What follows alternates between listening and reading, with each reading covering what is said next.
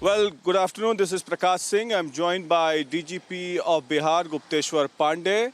DGP साहब, मेरा सवाल ये है कि क्या बिहार पुलिस की टीम जो पहुंची है पटना, उन्होंने क्या आपको जांच करके बताया कि क्या मामला है पूरा और क्या दिशा सालियान के मौत से भी सुशांत सिंह राजपूत के तार जुड़ रहे हैं?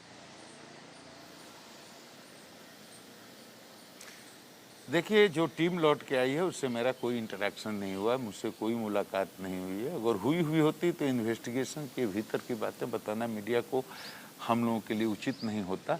लेकिन हमारे सीनियर एसपी की मुलाकात हुई है, आईजी पटना जोन की मुलाकात हुई है और उन्होंने बहुत कुछ उनके साथ शेयर किया है और राइट समय पर राइट प्लेटफॉर्म पर हमने जो कुछ एविडेंस जुटाए हैं वो हम शेयर करेंगे।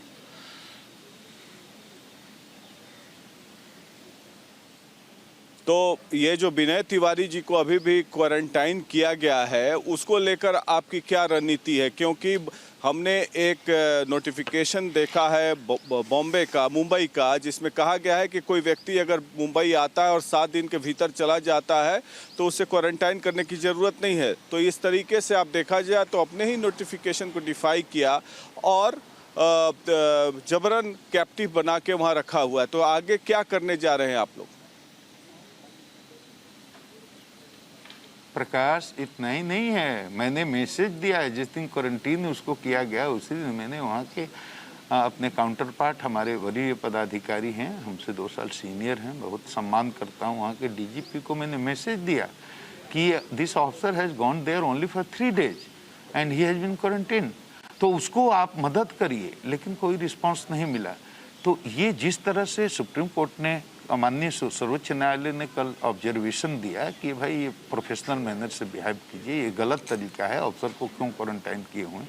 इस ऑब्जर्वेशन के बाद आपको जानकर आश्चर्य होगा कि यहाँ पर हमारे आईजी पटना जोन ने वहाँ के बीएमसी के पदाधिकारी से बात की और कहा कि माननीय सर्वोच्च न्यायालय ने इस तरह का हियरिंग के दौरान ऑब्जर्वेशन दिया है और अब आप क्या सोचते हैं। अब तो छोड़िए, लेकिन कोई सकारात्मक जवाब नहीं मिला। आज हम लोगों ने फिर दोबारा बीएमसी को चिट्ठी लिखा है कि भाई माननीय सर्वोच्च न्यायालय के ऑब्जर्वेशन को भी आप कुछ नहीं समझते, उसको भी कोई महत्व नहीं देते। तो आप ये बात सोचिए कि ये देश बाबा भीमराव अम्बेडकर के संविधान से चलेगा, कानून से चलेगा या बीएमसी के अहंकार से चलेगा? एक तरह से तो मैं मानता हूं कि हाउस अरेस्ट है, कैद है हमारा अधिकारी। आप कैदी की तरह जा करके रात को मध्य रात्रि में 11 साढ़े 11 बजे उसके हाथ पर ठप्पा मारते हैं और कहते हैं कि तुम बाहर निकल। हम आज पत्र लिखे हैं उनको माननीय सर्वोच्च न्यायालय के ऑब्जर्वेशन का हवाला देते हुए और उनके जवाब का इंतजार कर रहे हैं। हम उम्मीद करते हैं कि आज ही उनका हमको जवाब मिल जाएगा। अगर उनका जवाब नहीं मिला तो हम आगे क्या करेंगे ये तय करेंगे। लेकिन पूरा देश देख रहा है और तो ये बहुत अफसोस की बात है कि ऐसे कोई, मुझे पूरा विश्वास है प्रकाश कि अब इस केस पर से ये पर्दा उठ जाएगा और सत्य उद्घाटित होगा और इसके पीछे अगर कोई जवाबदेह हैं तो सारे लोग बेनकाब होंगे। देश की सबसे बड़ी इन्वेस्टिगेटिंग एजेंसी है, प्रोफेशनल इन्वेस्टिगेशन होता है और जिस तरह से पूरे देश की मीडिया एकजुट होकर पांडे जी, क्या आप इस मामले को लेकर कोर्ट में भी जाएंगे? अपने ऑफिसर को रिलीज कराने के लिए कोर्ट में भी जाएंगे? अभी उसकी जरूरत नहीं, अभी इसकी जरूरत नहीं है प्रकाश जी, इसलिए कि मामला सुप्रीम कोर्ट के सुनवाई के दौरान उठा था और माननीय सर्वोच्च न्यायालय ने इस पर अपना स्पष्ट मंतव्य दिया था, मतलब ऑब्जर्वेशन किया था। उन्होंने कहा था कि ये गलत है और फिर तो हम 3 दिन के बाद सुप्रीम कोर्ट में फिर पहुंच ही रहे हैं। तो अगर हम देखते हैं आज के पत्र के बाद उनका पॉजिटिव रिस्पांस नहीं आता है, आप क्या समझते हैं कि माननीय सर्वोच्च न्यायालय उनको छोड़ देगा?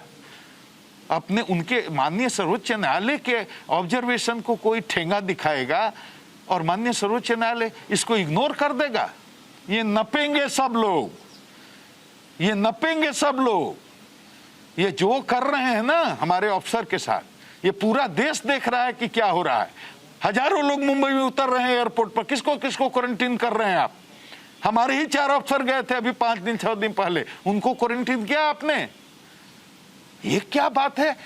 जब गया वो इन्वेस्टिगेशन को लीड करने के लिए, आपसे कोऑर्डिनेशन करने के लिए, तो मध्य रात्रि में जाकर के छापामारी करते हैं और उसको कहते हैं कि तुम इन्वेस्टिगेशन नहीं कर सकते, तुम बाहर नहीं निकल सकते, तुम किसी को स्टेटमेंट नहीं दे सकते, तुम यहां किसी से मिलने के लिए नहीं बुला सकते, हम तुमको निकलने ही नहीं देंगे, यहीं पर रहो, अब 14 दिन रहना पड़ेगा। और हम चिट्ठी लिखते हैं तो उसका जवाब मिलते हैं कि नहीं छोड़ेंगे।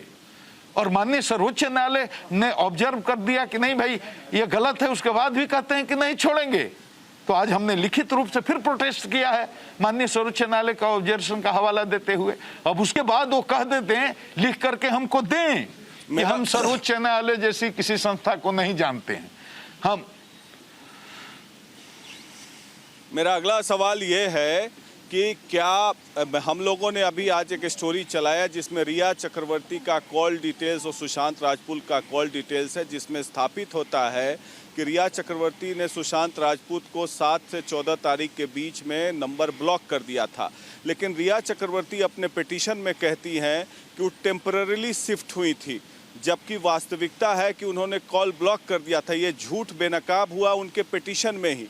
तो क्या आपको लगता है वो भागे भागे फिर रही और झूठ का सहारा ले रही और ईडी के सामने कल प्रस्तुत होंगी या नहीं होंगी, क्योंकि ईडी ने उनका हाई वैल्यू प्रॉपर्टी लोकेट किया है? मुझे नहीं लगता,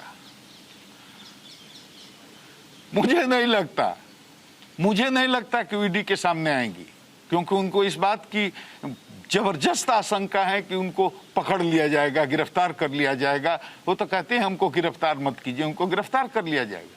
वो तो हमेशा से शुरू से संदेह के घेरे में है। इस पर डिटेल चर्चा हुई है, पूरा देश देख रहा है, हर आदमी को संदेह अब तो हो रहा है।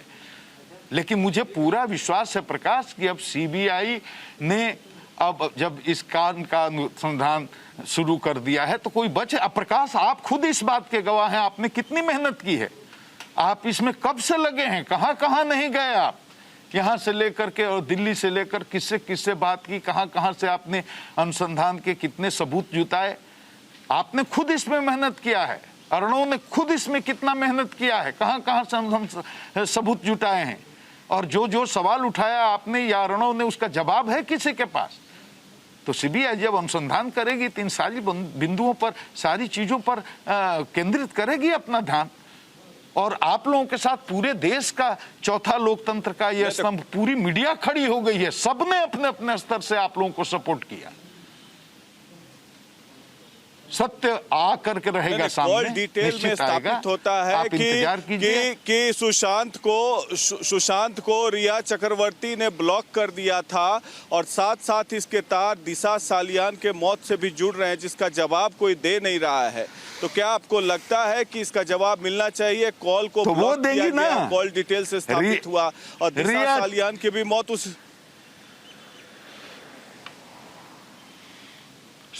सबसे पहले रिया चक्रवर्ती को पकड़ा जाए, पूरा थॉरो इंट्रोगेशन उसका हो और जितने सवाल हैं उनसे किया जाए।